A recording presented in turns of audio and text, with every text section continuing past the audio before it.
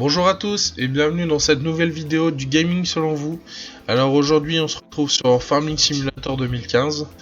C'est un jeu qui est sorti il y a assez longtemps mais je voulais revenir dessus pour ceux qui voudraient l'acheter d'occasion ou même le découvrir.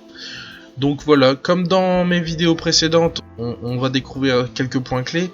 C'est les graphismes, le mode carrière, je vais vous parler du multijoueur.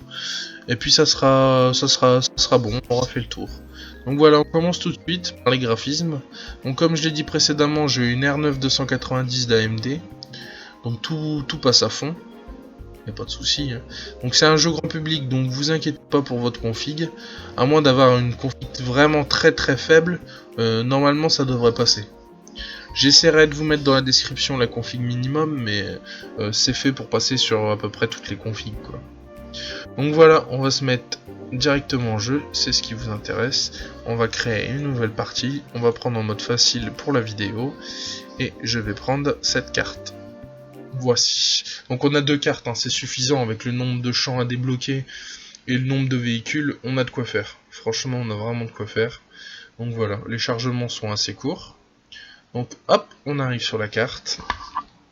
Donc voilà, moi je joue à la manette, hein, c'est ce qu'il y a de mieux. Je joue à la manette Xbox 360, c'est ce qu'il y a de mieux pour la jouabilité, c'est vraiment bien fait. Donc les graphismes, bon bah c'est pas du next-gen on va dire, hein, voilà, ça reste joli, c'est un petit cachet sympathique. Donc on commence le mode de carrière avec un champ débloqué, une moissonneuse batteuse et quelques tracteurs qui vont nous aider voilà, à commencer et puis à développer notre exploitation. Donc on va monter tout de suite dans le véhicule. Donc voilà. Et ce qui est intéressant, c'est qu'on doit respecter toutes les phases pour mettre en route la moissonneuse. Donc là par exemple je dois atteler la barre de coupe. Je dois l'activer. Donc voilà, je dois activer la moissonneuse en ouvrant ce capot. Et puis là on peut commencer à faire tourner la barre de coupe et pouvoir aller moissonner son champ.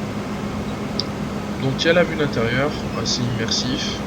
Bon, je préfère jouer avec la vue en troisième personne.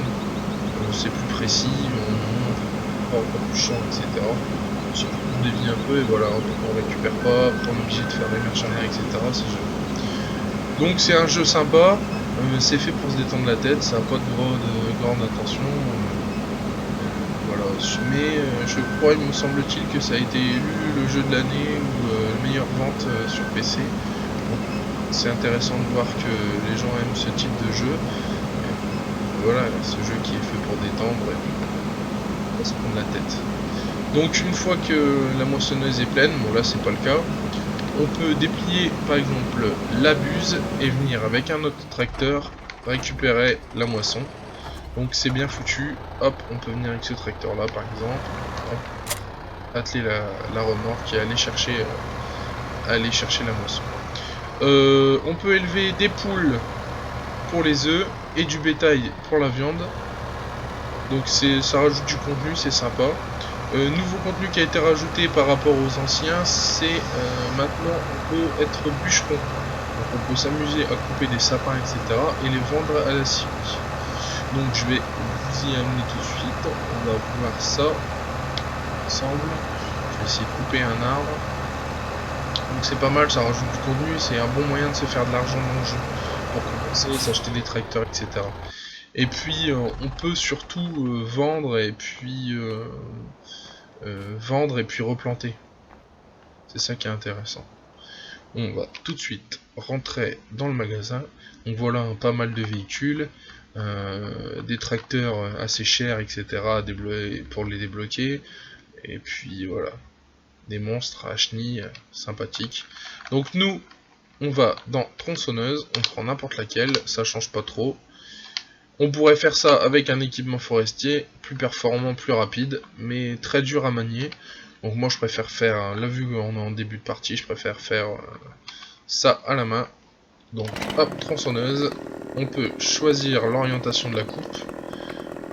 Donc hop, moi je veux couper dans ce sens là. Voilà, et lancer la coupe. Ça commence à couper l'arbre. Je dis bien normalement. Et oui, gros fail, il est pas tombé.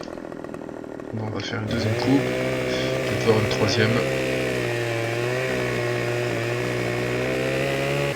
Donc la physique, hein, c'est pas comme dans la réalité, hein. Ça, des fois ça bug un peu, comme voilà par exemple, vous voyez les branches qui passent dans le sol. Physique, c'est pas gênant, on va dire, c'est des petits bugs comme ça. C'est pas un jeu avec des moyens énormes. Donc voilà, on peut élaguer, et puis ensuite découper, et puis aller charger ça sur le tracteur, et puis aller vendre à la scierie. Donc ça rajoute du contenu, c'est sympathique. On va passer maintenant au multijoueur, je vais vous expliquer un peu, je vais pas lancer de partie en multijoueur. Ça reste comme le solo, cultiver, etc. C'est chiant. Et il y a un joueur qui peut vous rejoindre, ou plusieurs joueurs même. Et ces joueurs vont vous aider à cultiver, etc. Le problème notable, c'est que un joueur qui rejoint votre partie, malheureusement, lui ne se fera que de l'argent. Il va pas développer sa propre ferme. Si vous voulez, il va revenir en mode solo et c'est comme si il s'était rien passé en fait. Il y aura juste de l'argent en plus. Donc c'est un peu... oui. C'est un petit point négatif, c'est que voilà, ça aurait été bon, c'est que ça s'actualise dans sa ferme en lui. Et puis voilà, il aurait pu continuer en mode solo. Mais non.